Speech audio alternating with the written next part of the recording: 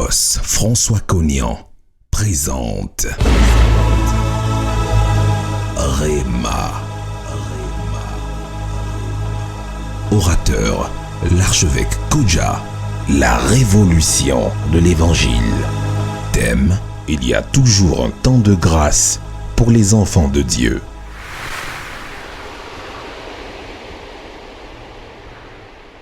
Le thème de mon message, je l'ai intitulé « Il y a toujours un temps de grâce pour les enfants de Dieu ». L'avantage d'être un enfant de Dieu, c'est qu'il y a une grâce qui est réservée pour toi. Il y a toujours un temps de grâce pour tout enfant de Dieu. Luc 1, versets 5 à 20. Je vais lire la parole. Au temps d'Hérode, roi de Judée, il y avait un sacrificateur nommé Zacharie de la classe d'Abia. Sa femme était d'entre les filles d'Aaron et s'appelait Élisabeth. Tous deux étaient justes devant Dieu, observant d'une manière irréprochable tous les commandements et toutes les ordonnances du Seigneur. Ils n'avaient point d'enfant parce qu'Élisabeth était stérile. Ils étaient l'un et l'autre avancés en âge. Or, pendant qu'il s'acquittait de ses fonctions devant Dieu, selon le tour de sa classe, il fut appelé par le sort, d'après la règle du sacerdoce, à entrer dans le temple du Seigneur pour offrir le parfum. Toute la multitude du peuple était dehors en prière à l'heure du parfum. Alors un ange du Seigneur apparut à Zacharie et se tint debout à droite de l'autel des parfums. Zacharie fut troublé en le voyant, et la frayeur s'empara de lui. Mais l'ange lui dit, ne crains point. Dieu a quelqu'un, ne crains point. Zacharie, ta prière a été exaucée. Ta femme Élisabeth t'enfantera un fils et tu lui donneras le nom de Jean. Il sera pour toi un sujet de joie et d'allégresse de sa naissance, car il sera grand devant le Seigneur. Il ne boira ni vin, ni liqueur enivrante, et il sera rempli de l'Esprit Saint dès le sein de sa mère. Il ramènera plusieurs des fils d'Israël au Seigneur leur Dieu. Il marchera devant Dieu avec l'esprit et la puissance d'Élie pour ramener les cœurs des pères vers les enfants et les rebelles à la sagesse des justes, afin de préparer au Seigneur un peuple bien disposé. Verset 18. Zacharie dit à l'ange, à quoi reconnaîtrai-je cela? Car je suis vieux et ma femme est avancée en âge. L'ange lui répondit, je suis Gabriel et je me tiens devant Dieu. J'ai été envoyé pour te parler et pour t'annoncer cette bonne nouvelle. Et voici, tu seras muet et tu ne pourras parler jusqu'au jour où ces choses arriveront, parce que tu n'as pas cru à mes paroles qui s'accompliront en leur temps. Alléluia. La Bible dit que il y avait un sacrificateur du nom de Zacharie. Il avait la crainte de Dieu, il aimait Dieu et il avait pour épouse une femme qui était de la même tribu que lui, parce que les sacrificateurs sont de Lévi. Et Aaron, qui est le frère de Moïse, est aussi de Lévi, parce que Moïse est de Lévi. Amen. Pendant longtemps, on a cru que Élisabeth était la cousine de Marie, mais Marie est de Juda, Élisabeth est de Lévi. La Bible dit que les deux étaient justes, irréprochables devant Dieu, respectant tous les commandements et les ordonnances devant Dieu. Ils n'avaient point d'enfant. Pourquoi ils n'avaient point d'enfant? Parce que Élisabeth était stérile. Comme si c'était normal. Voilà des personnes qui ont la crainte de Dieu, qui sont justes devant Dieu, irréprochables, respectant les ordonnances de Dieu, les commandements de Dieu, et puis par la suite, on dit ils n'ont point d'enfant parce que Élisabeth était stérile. Je veux dire à quelqu'un que c'est pas ta sanctification qui t'apporte la bénédiction. Je vais choquer quelqu'un ce matin. Ta sanctification prépare ton salut. Ils étaient dans la sanctification. Ils avaient la crainte de Dieu. Cependant, il y a quelque chose qui leur manquait. Et le comble, c'est que Zacharie était serviteur de Dieu. Il était sacrificateur de Dieu. Et il a fait une prière à Dieu.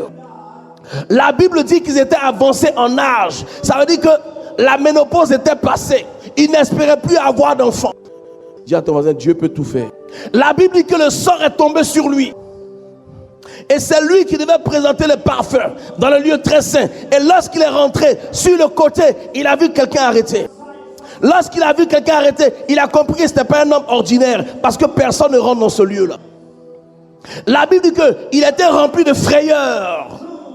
Et cette personne qui était arrêtée lui a dit, ne crains point. Dis à quelqu'un, ne crains point.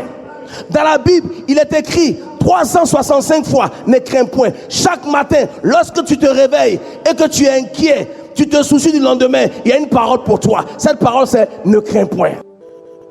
La Bible dit, ce que je crains, c'est ce qui m'arrive. Ce que je redoute, c'est ce qui m'atteint. Ne crains point. Parce que lorsque tu crains quelque chose, tu attires cette chose vers toi. Il dit, ta prière a été exaucée. La question que je me pose, est-ce que Zacharie se souvient encore de sa prière? Je ne crois pas que Zacharie soit rentré par rapport à sa prière. Il était rentré pour faire son travail. Et puis l'ange lui dit, ta prière a été exaucée. Bon, avec l'âge de Zacharie, ça fait combien d'années Zacharie a fait la prière? Tu es ici, tu as prié pour quelque chose pendant des années. Tu as prié, tu as prié, tu as prié. Tu ne vois pas la chose ne vient pas. Tu as arrêté de prier, mais c'est le plan de Dieu pour que tu arrêtes de prier. Parce qu'il est important que tu pries. Ça, c'est la première étape. La deuxième étape est que tu arrêtes de prier et que tu crois maintenant. Parce que la Bible dit que tout ce que vous demandez dans la prière et que vous croyez que vous l'avez déjà reçu, vous le verrez s'accomplir dans votre vie. Il y a un moment où on prie et il y a un moment où on croit. La bénédiction de Zacharie a tardé parce qu'il avait arrêté de croire. Il a prié un moment, ne voyant pas la chose arriver, il arrêtait de croire. Il aurait pu arrêter de prier, mais sans arrêter de croire. Je veux dire à quelqu'un que tu as prié, tu as prié, tu as prié, tu as prié, tu ne vois rien. C'est pas parce que tu ne vois rien qu'il n'y a rien. C'est pas parce que tu ne vois rien qu'il n'y aura rien. C'est pas parce que tu ne vois rien que Dieu n'est pas en train de travailler. C'est un moment où tu penses que Dieu t'a oublié. C'est le moment où tu as l'impression que les hommes t'ont tourné le dos. C'est le moment où tu vis les trahisons chaque minute, comme si tu n'étais pas chrétien. Tu as l'impression que depuis que tu es devenu chrétien, les gens sont devenus encore plus méchants. Tu as l'impression que tu pries dans le vent, que rien ne se passe. Ce matin, il m'envoie te dire qu'il y a un temps de grâce pour tout enfant de Dieu. Si ta prière lui est adressée, forcément, il entendra. Zacharie ne s'attendait plus à avoir un enfant. Et lorsque l'ange lui a dit, ta prière t'a été exaucée, il a même oublié quelle prière il avait fait. Il dit, ta femme aura un fils et tu lui donneras le nom de Jean. Je comprends qu'il promet un fils à Zacharie et il donne le nom de l'enfant. Mais c'est le père qui donne le nom de son enfant. Pourquoi c'est l'ange qui donne le nom de l'enfant? Ta bénédiction doit coïncider avec la volonté de Dieu. Ce que tu demandes à Dieu doit être dans l'intérêt de Dieu, pas dans ton intérêt. Malgré toute la prière que Zacharie a fait, l'enfant est arrivé lorsque Dieu a estimé qu'il avait besoin du fils de Zacharie pour lui, sa gloire. Ta bénédiction doit avoir la nature de Jean. Je dis, ta bénédiction doit avoir la nature de Jean. Ça veut dire quoi? Lorsque l'ange a annoncé à Zacharie, il dit, l'enfant qui viendra, tu l'appelleras Jean. Il ne boira ni vin, boisson, liqueur enivrante. Ça veut dire que ce que Dieu va te donner, ce n'est pas pour aller dans les bars. Ce que Dieu va te donner comme bénédiction, ce n'est pas pour aller dans les boîtes de nuit. Parce que tout ce que tu as reçu, tu le perdras. Ta bénédiction doit avoir la nature de Jean. Jean aimait Dieu. Il y a eu personne pour enseigner Dieu à Jean. Mais comment Jean a connu Dieu? Il est resté loin du peuple qui était déjà corrompu. Mais qui lui enseignait Dieu? La sémence de Dieu était en lui. Parce que Dieu a dit que dès le sein de sa mère, il sera rempli du Saint-Esprit. Le Saint-Esprit qui était en lui était en train de lui enseigner la nature de Dieu. Donc il avait la nature de Dieu. Il avait la pensée de Dieu. Il avait le caractère de Dieu. Il avait l'attitude de Dieu. Jean était effacé. Jean ne parlait pas beaucoup. Dieu ne parle pas beaucoup. Cet enfant appartient à Zacharie ou appartient à Dieu? Vous devez savoir que le temps de grâce pour vous, ce que Dieu vous donne pendant le temps de grâce, c'est pour sa gloire d'abord avant votre gloire. Parce que vous ne vous attendiez pas à ça. C'est lui qui a décidé de vous faire grâce. Mais vous fait grâce pour son intérêt. Alléluia. Si Dieu n'a pas encore exaucé ta prière, ça ne veut pas forcément dire que tu as péché. Ça veut peut-être dire que le temps de grâce n'est pas encore arrivé pour toi. Je veux dire que ce qui doit te motiver à venir à l'église, c'est ton amour pour le Seigneur. Les gens oublient trop vite. Dès que leur situation commence à s'améliorer, ils s'oublient eux-mêmes. Au point d'oublier ce que Dieu a fait pour eux. Dès que Dieu commence à les bénir, il y a une attitude qui naît. Mais cette attitude est ton ennemi. L'ingratitude a inondé la nature de l'homme. Ta respiration doit t'amener à réaliser que tu n'es rien. Même quand tu respires, c'est la grâce de Dieu. Le temps de grâce, c'est au temps de Dieu, pas au temps de l'homme. Il y a des gens qui veulent que Dieu les bénisse comme ils veulent, comme ils ont conçu, au temps qu'ils veulent, à la date qu'ils veulent. Mais c'est toi qui es devenu Dieu. Il faut que vous compreniez ça. Pour avoir une nature de Dieu qu'on appelle la patience. Dieu a aimé Moïse parce que la Bible dit qu'il était l'homme le plus patient du monde. La patience est une vertu qui accompagne ceux qui savent ce qu'ils veulent. Parce que si Dieu a un plan pour toi, tu ne mourras jamais avant le temps de grâce.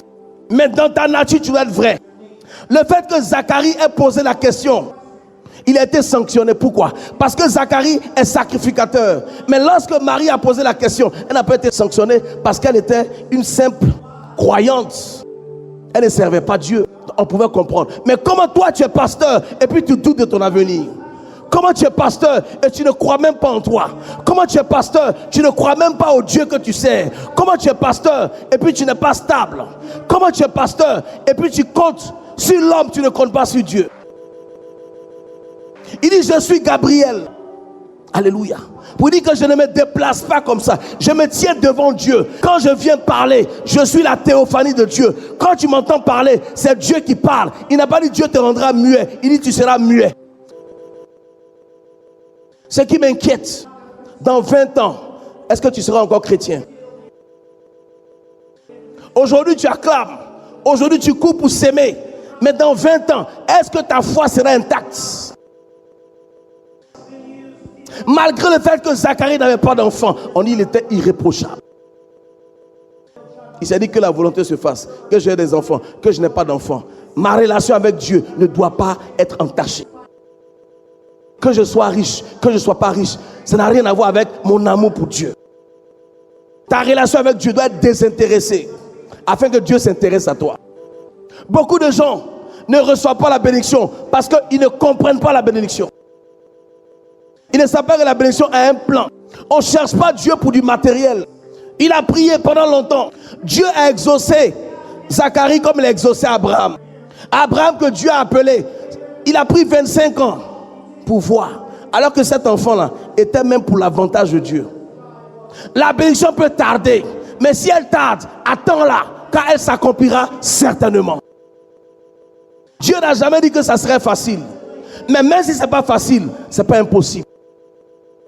Pourquoi à la moindre occasion de bénédiction on change? Pourquoi moi je ne change pas? Et puis tu changes. Ta bénédiction doit avoir la nature de Jean. En tout cas, la bénédiction qui vient au temps de grâce. La grâce c'est quoi? C'est la faveur imméritée de Dieu. C'est quelque chose que tu ne mérites pas que Dieu t'a donné. Mais si tu ne mérites pas que Dieu t'a donné, en fait il t'a donné mais ce n'est pas pour toi. C'est pour lui. C'est pour ça qu'il peut se permettre de dire tu l'appelleras Jean. Puisque sa femme est stérile.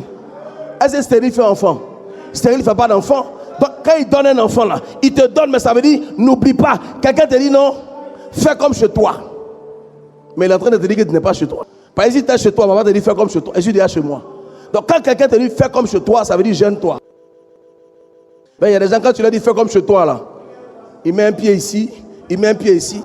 Il est en train de te dire que tu n'es pas chez toi. Gêne-toi. C'est à moi de te mettre à l'aise. Donc il dit à Zacharie, tu l'appelleras Jean. Parce que c'est lui qui a donné l'enfant. La femme ne pouvait pas donner l'enfant, elle était stérile. Il donne l'enfant, donc il a un droit sur l'enfant. Et pourquoi Zacharie n'a pas fait d'offrande? Parce que cet enfant était déjà une offrande pour lui.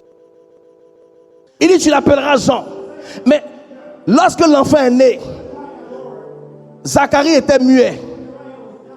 Et on demande à la mère, les gens ont proposé un nom. La maman dit, on va l'appeler Jean. Mais comment elle a su?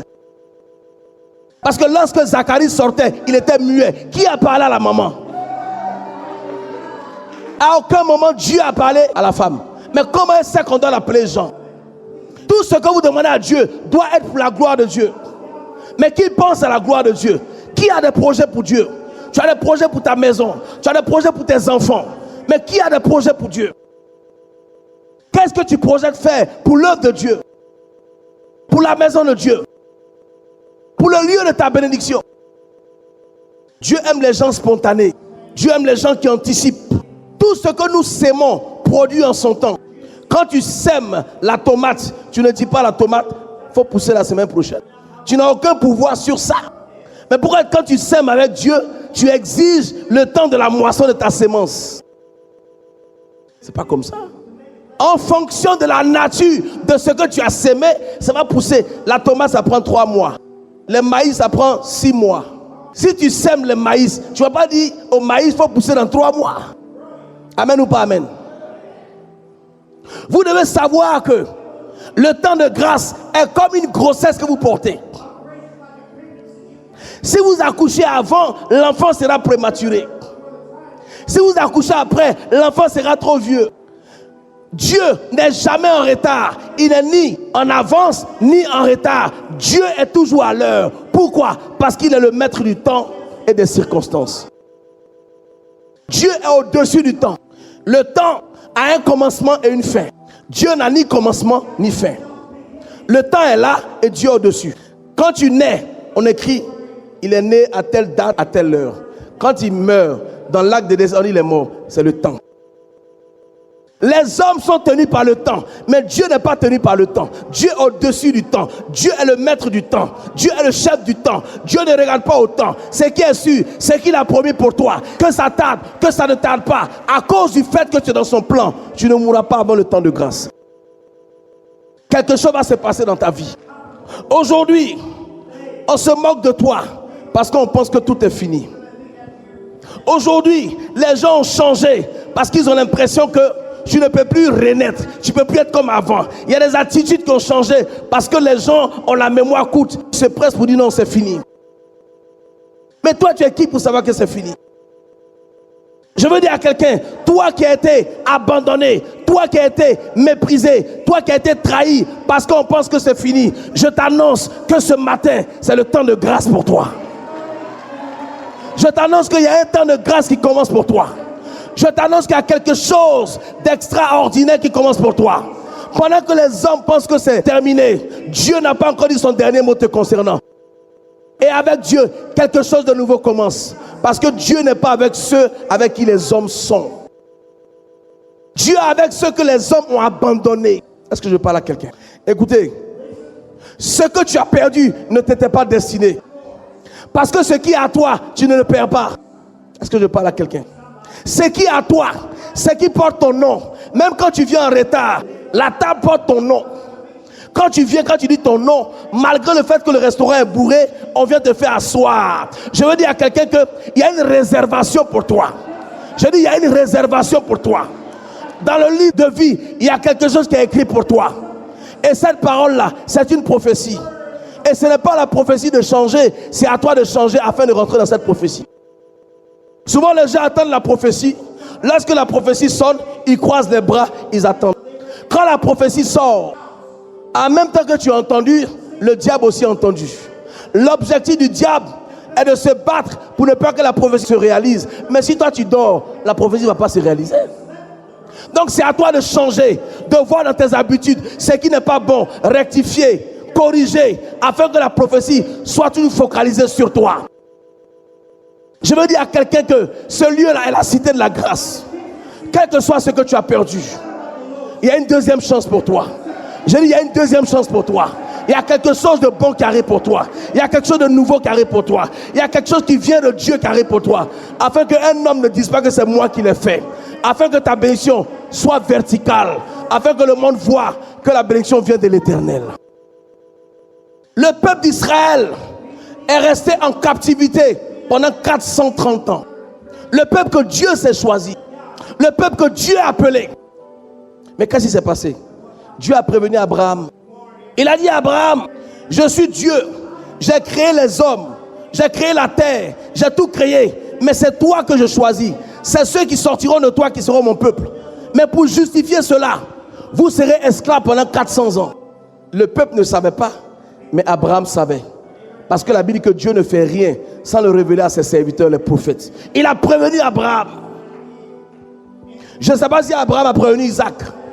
Je n'en sais rien. Mais ce qui est sûr, après la mort de Joseph, ils se sont retrouvés esclaves en Égypte. C'était la parole de Dieu qui avait commencé. Ils sont restés esclaves pendant 400 ans. Ils pensaient qu'au lendemain des 400 ans, Dieu allait venir les sauver. 1 an, 2 ans, 30 ans. Pour que Dieu se souvienne. Mais pourquoi ça traînait? Parce qu'il n'y a pas eu d'action pour accélérer cela. Ce qui précipite le temps de Dieu, c'est la pureté du cœur, c'est la bonté, c'est la générosité, c'est l'aumône, c'est l'offrande, c'est ce qu'on fait pour les pauvres, pour les veuves, pour les étrangers, pour les orphelins. Dieu a dit quoi à Corneille? Il dit, tes aumônes, Dieu a vu tes aumônes. À cause des aumônes de Corneille, Dieu en a fait le premier chrétien né de nouveau. C'est l'intention, c'est en fonction de tes aspirations que Dieu te bénit. Tu vas être béni pour quoi? Qu'est-ce que tu recherches dans la bénédiction? La vengeance, la renommée, la gloire, ou bien tu recherches Jean-Baptiste? Ta bénédiction ressemble à qui? Ta bénédiction te ressemble ou ressemble à Jean? Si ta bénédiction te ressemble, ne compte pas sur le temps de grâce. Travaille toi-même pour avoir cette bénédiction. Parce que la bénédiction qui ressemble à Jean ne dépend pas de ton travail, ne dépend pas du temps, ne dépend pas de ta prière, dépend de Dieu lui-même. Et quand elle dépend de Dieu, ça veut dire qu'elle appartient à Dieu. Si elle appartient à Dieu, c'est que Dieu a un droit sur cette bénédiction. Quand vous recevez cette bénédiction, vous devez tenir compte de ce que Dieu veut. Quand tu viens à l'église et que Dieu commence à t'élever, dis-toi que ce que tu as ne t'appartient pas, appartient au Dieu qui t'a élevé. Si ce n'est pas Dieu là, nous on a quoi? Si ce n'est pas Dieu là, nous on allait devenir quoi? Donc quand tu deviens quelque chose parce que Dieu t'a fait grâce, ne fais pas comme si tu es puissant, ou bien parce que tu es beau, ou bien parce que tu as des relations, ou parce que tu es intelligent. Mais Dieu t'a élevé parce que tu es humble. Dieu t'a élevé parce que les hommes t'ont humilié. Dieu t'a rehaussé parce que les hommes t'ont tourné le dos. Il y a un temps de grâce pour tout enfant de Dieu. C'est pour ça que tu dois être au bon endroit, au bon moment pour récupérer ta grâce.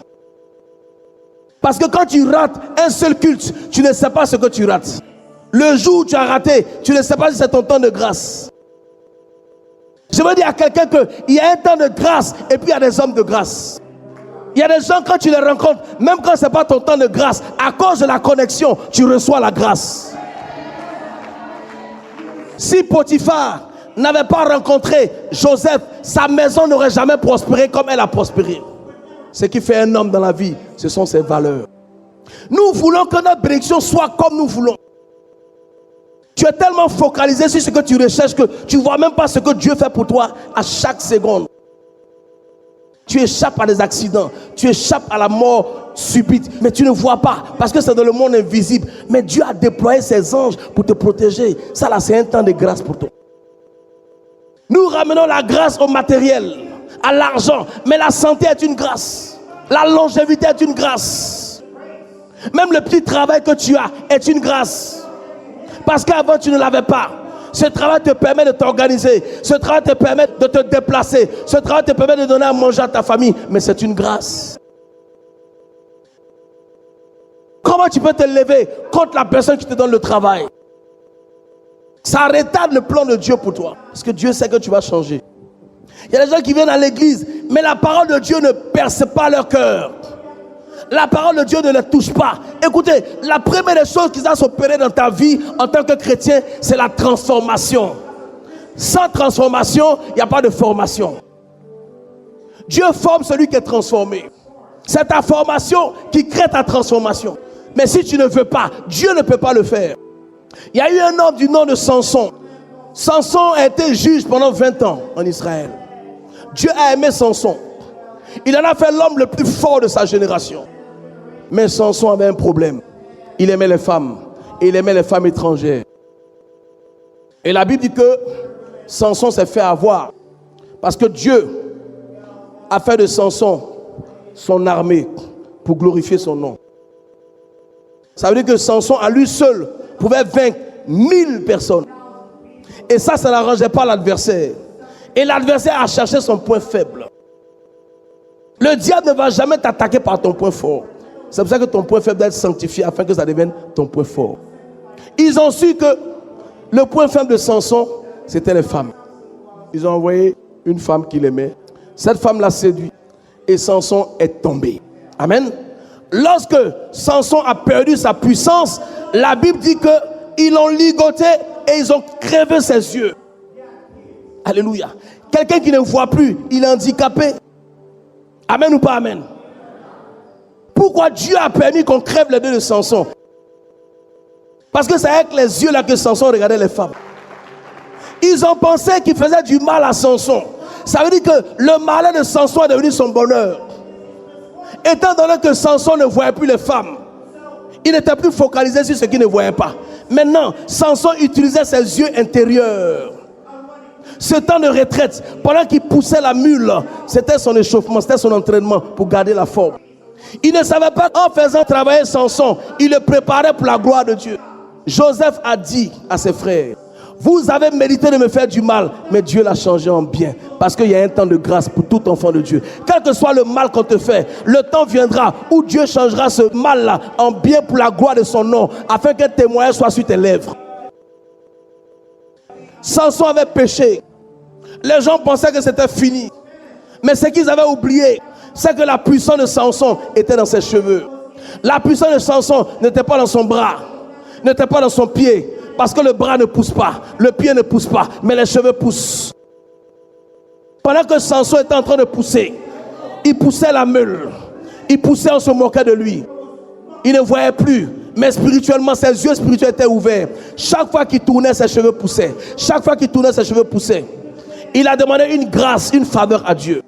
La faveur qu'il a demandé à Dieu, avant de mourir, était de faire la volonté de Dieu. Dieu préfère Samson, qui a péché, qui s'est rattrapé avant sa mort, que toi qui es juste et qui va abandonner Dieu dans 5 ans, dans 6 ans ou dans 20 ans. Lorsque ses cheveux ont poussé, il n'était plus focalisé sur les femmes, puisqu'il était aveugle. Il était focalisé maintenant sur la volonté de Dieu. Comment se racheter devant Dieu? Comment plaire à Dieu? Que faire pour que Dieu oublie ce que j'ai fait? La Bible dit que ce jour-là, Samson a tué plus de personnes que pendant tous les 20 ans où il a servi Dieu. Donc le temps de grâce là que Dieu a accordé à Samson, c'était pour l'intérêt de Dieu encore. Mais en quoi il y a l'intérêt de Dieu dans ce que tu demandes? Lorsque le temps de Dieu viendra pour toi, on ne verra pas tes handicaps, on ne verra pas tes défauts. Malgré le mal qu'on dira de toi, les gens vont t'apprécier. Malgré le fait qu'on va te torpiller, les gens vont dire: mais c'est parce que tu as parlé mal d'elle-même que je l'aime. Lorsque le temps de grâce arrive pour toi, on ne voit plus tes défauts. Quand le temps de grâce arrive pour toi, Dieu ne te voit plus comme un fils, il te voit comme un enfant, afin de ne pas tenir compte de tes défauts. Parce que l'enfant est excusé. C'est ça le temps de grâce. Le temps de grâce, c'est la deuxième chance que Dieu donne à chacun d'entre nous. Il y a des erreurs que tu as faites. Par rapport à ces erreurs, tu as tout perdu. Mais il y a un temps de grâce qui arrive pour toi. Si tu sais saisir ça, tu pourras rebondir. Mais si tu fais les mêmes erreurs que tu as faites, la Bible dit que le sort est tombé sur Zacharie. Mais je t'annonce que bientôt, très bientôt, le sort tombera sur toi. Le temps de grâce arrive sous forme de malheur. C'est dans ton malheur que le temps de grâce se manifeste. Quand tu commences à être persécuté, quand tout commence à être fermé, ce n'est pas une porte qui sera ouverte, mais c'est un portail. Lorsque le temps de grâce commence pour toi, les hommes se lèvent contre toi. On commence à t'accuser injustement. On commence à te dénigrer. On commence à te calomnier. Même ceux qui étaient avec toi ne sont plus avec toi. Même ceux qui étaient avec toi te jalousent. Ça veut dire que tous les hommes t'ont tourné le dos. Mais les hommes te tournent le dos afin que Dieu te récupère. La solitude nous rapproche de Dieu. Souvent nous avons l'impression d'être seuls. Mais en fait c'est parce que nous ne sommes pas seuls que nous pensons que nous sommes seuls. Lorsque les hommes ne sont plus là, c'est que le Saint-Esprit est là. Et le Saint-Esprit c'est le meilleur compagnon que tu puisses avoir. Parce qu'il est en toi. Il est pour toi, il est avec toi, il est au devant de toi, il est derrière toi, il est ton compagnon, il est ton conseiller, il est ton guide, il est ta voix intérieure. Les années que tu avais perdues, tu les retrouveras. Fais confiance, crois seulement, ne doute pas. Si Dieu voulait regarder Zacharie, Élisabeth n'aurait jamais eu d'enfant, mais Dieu a regardé à lui-même, il a vu son intérêt et puis il a donné l'enfant. Souvent, ton environnement peut te faire croire que tu ne peux pas réussir. Ton environnement peut te faire croire que tu es la personne la plus maudite. Ton environnement, ta situation, ta souffrance peut te faire croire que plus rien ne va marcher. Mais lorsque les hommes pensent ça, lorsque les hommes confessent ça, c'est que Dieu vient de déclarer le contraire dans ta vie. Ce que les hommes disent dans leur bouche est le contraire de ce que Dieu a décidé. Je veux dire, celui qui ne t'a pas créé ne peut pas décider de ton avenir. C'est ton créateur seul qui peut décider de ton avenir. Il y a un temps de grâce qui arrive pour toi. Il y a une promotion qui arrive pour toi. Il y a une élévation qui arrive pour toi. Il y a quelque chose qu'on ne peut pas bloquer qui arrive pour toi. Il y a quelque chose de glorieux qui arrive pour toi. Il y a quelque chose de fort qui arrive pour toi. Il y a quelque chose de puissant qui arrive pour toi. Il y a un miracle qui arrive pour toi. Il y a une guérison qui arrive pour toi. Il y a une restauration qui arrive pour toi. Il y a une bénédiction qui arrive pour toi. L'atmosphère est favorable actuellement pour toi. L'atmosphère est favorable pour toi. Je ne sais pas ce qui arrive pour toi, mais je sais que Dieu sait mieux que toi ce qui est bon pour toi. Et ce qui est bon pour toi, c'est ce que Dieu va prendre pour toi. Dieu ne prendra jamais ce qui n'est pas bon pour toi. Ésaïe 49, verset 8. L'objectif du diable est que tu ne crois plus en toi. Dis à ton voisin, ne baisse pas les bras. L'objectif du diable est que tu abandonnes. Dis à ton voisin, n'abandonne pas. La Bible dit que tout est possible pour celui qui croit. Tu dois te faire confiance. Tu dois prendre ta vie en main. Si avant tu priais 1 heure, prie 2 heures. Si avant tu priais 2 heures, prie 4 heures. Tout est dans la prière. Tout est à la disposition du cœur. Dieu permet que nous souffrions un peu de temps. Mais Dieu ne peut pas permettre que tu souffres toute la vie. Dis ça là, ça ne vient pas de Dieu. Vous devez même refuser cela. Et le centre de tout ton problème, c'est ton cœur. Ton état d'esprit, ta façon de penser. Ta façon de penser des autres. Vous savez que le méchant, ce n'est pas que les méchants. Est-ce que tu aimes l'homme? Demande à ton voisin, tu aimes l'homme? Tu es sûr que ton voisin ne t'énerve pas? Est-ce que tu m'aimes vraiment? Parce que vous critiquez de vous. Hein? Alléluia. Ésaïe 49, verset 8. Ainsi parle l'Éternel. Il dit, au temps de la grâce, je t'exaucerai. Alléluia. Il dit, au temps de la grâce, je t'exaucerai. Il a dit à Zacharie, il dit, ta prière a été exaucée. Et ça a été le temps de la grâce pour Zacharie. Chacun a son temps de grâce. Ton mariage tarde, ce n'est pas parce qu'on ne te voit pas. C'est parce que ton mari n'est pas encore arrivé. Au temps de grâce, Dieu t'exaucera. Et il amènera ton mari. Il va te dire, mais tu étais où? Je te cherchais. Toi aussi tu vas lui dire, mais je te cherchais. Et puis on s'est retrouvés. Alléluia. Touche ton voisin, ne sois pas pressé. Le Dieu de grâce, il n'est ni dans la précipitation, ni dans l'anticipation. La bénédiction qui est comme une grossesse doit arriver à son terme.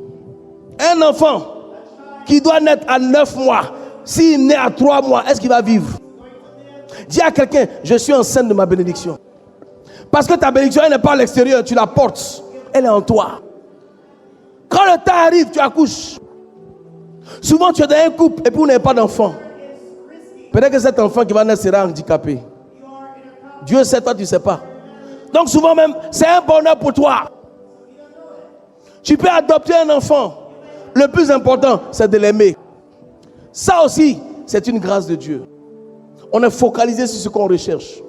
Quand tu te lèves le matin, c'est ce que tu cherches qui est important. Ça fait que tes yeux sont tellement levés que tu ne vois pas ce qui est en bas. Il y a des embûches, il y a des cailloux, tu ne regardes pas parce que tu es focalisé. Ces embûches-là, qui te fait éviter les embûches? Ton affaire marche. Qui fait marcher ton affaire? Tu as du talent. Qui te donne le talent? Dieu peut tout arrêter en 5 secondes. Il y a des gens qui ont la grande gueule. Ils passent à la télé, ils font du bruit. Tu peux dormir, ne plus te réveiller. Ça aussi, c'est la grâce de Dieu. Quand tu es en bonne santé, tu parles. Quand tu es malade, même ta femme, même tes moyens. On dirait un mouton. Celle sur qui tu criais là, c'est elle maintenant. Masse-moi. Oh merci ma femme. Oh, tu parlais pas comme ça avant. Remarquez, hein, les maris là, c'est quand ils sont malades qu'ils sont amoureux.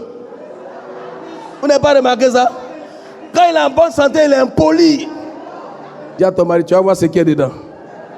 Vous devez savoir que l'air dans lequel nous sommes est favorable. Nous sommes dans le temps de grâce. Parce que Dieu nous a mis dans 7 temps, qu'on appelle les 7 administrations ou les 7 dispensations. La première administration est l'administration originelle. Le temps d'Adam et Ève, c'est passé. La deuxième administration est l'administration patriarcale. Le temps d'Abraham, d'Isaac et de Jacob, c'est passé. La troisième administration est l'administration mosaïque. Le temps des 10 commandements, c'est passé. La quatrième administration, c'est l'accomplissement de la loi. La mort de Jésus sur la croix. Il dit tout est accompli. La cinquième administration, c'est la grâce. Celle dans laquelle nous sommes. Tu es dans le temps de grâce. La sixième administration, c'est le retour du Seigneur. Et la septième, c'est la Nouvelle Jérusalem. Mais pour le moment, nous sommes dans le temps de grâce. Donc il y a quelque chose, le temps est favorable pour toi. Même si tu es désespéré, n'oublie pas que nous sommes dans le temps de grâce. Et c'est parce que ton heure n'a pas encore sonné. Mais il y a une grâce qui est réservée pour toi. Il y a un plan de Dieu pour toi. Il y a une promesse pour toi dans le livre de vie. Parce que la Bible dit que ceux qu'il a prédestinés, il les a appelés. Et ceux qu'il a appelés, il les a justifiés. Et ceux qu'il a justifiés, il les a quoi? Il les a glorifiés. Tu seras glorifié, mais au temps de Dieu, pas en ton temps. Il dit au jour du salut, je te secouerai. Je te garderai. Et je t'établirai pour traiter alliance avec le peuple, pour relever le pays et pour distribuer les héritages désolés.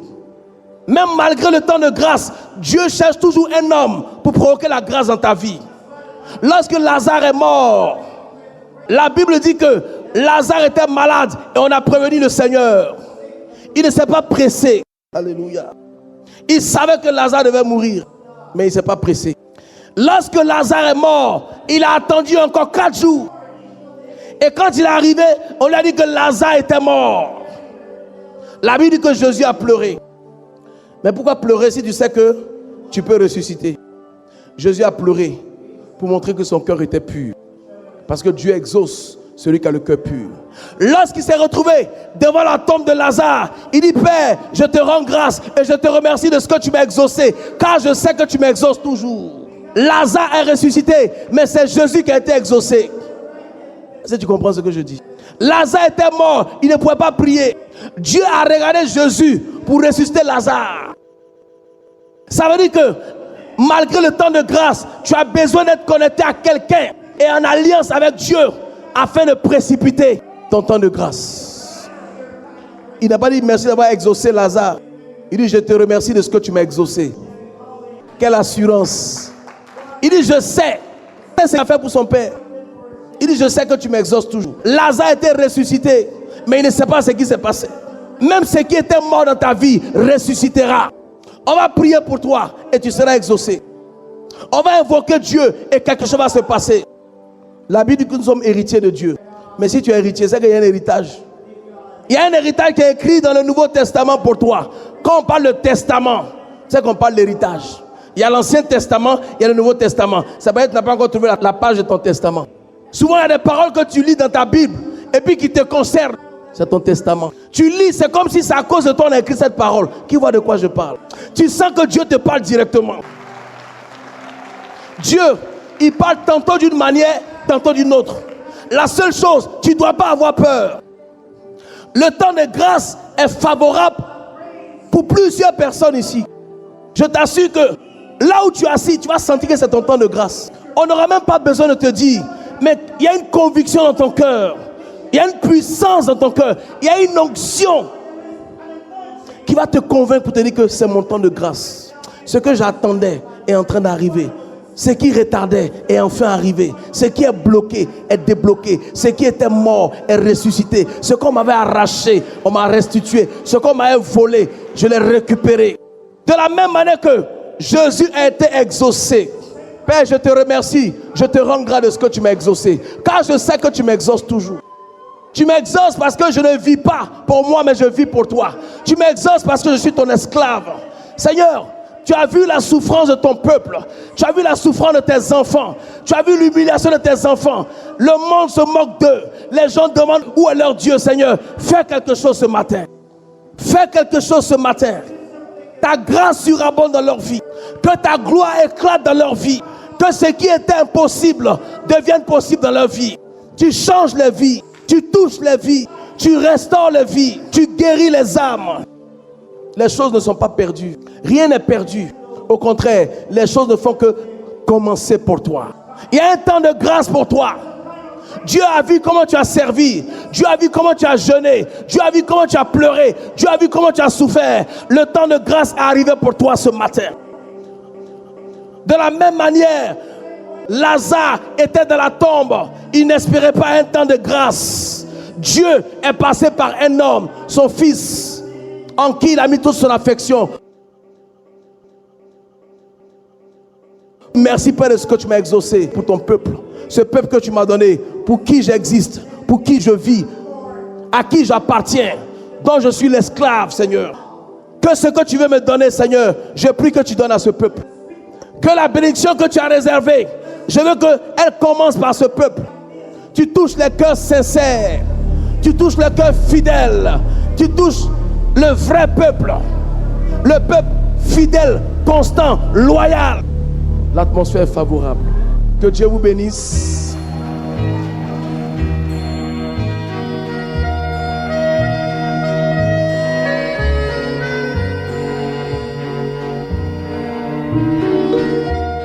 Ce message a touché ton cœur. Et tu veux aussi que le Seigneur Jésus soit ton Seigneur et ton Sauveur personnel. Répète à haute et intelligible voix.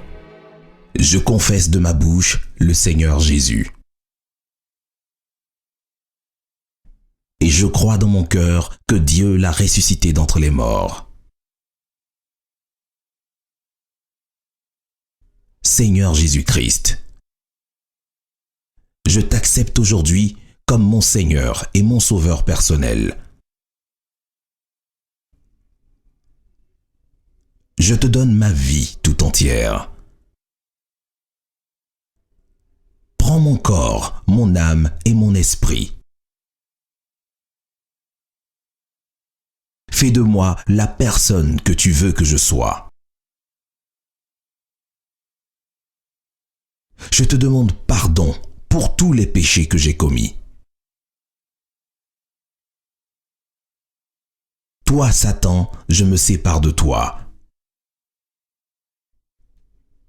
Je divorce d'avec toi. Je ne t'appartiens plus. Désormais, j'appartiens au roi des rois. Seigneur des seigneurs. Christ Jésus, qui a vaincu la mort, qui est ressuscité et qui vit au siècle des siècles. Amen, amen, amen. Félicitations, maintenant te voilà enfant de Dieu, car la Bible déclare en Jean 1, verset 12, à tous ceux qui l'ont reçu, elle a donné le pouvoir de devenir enfants de Dieu. Pour accroître la relation avec Christ, il est nécessaire d'intégrer une église et t'attacher à la Sainte Bible, la parole de Dieu.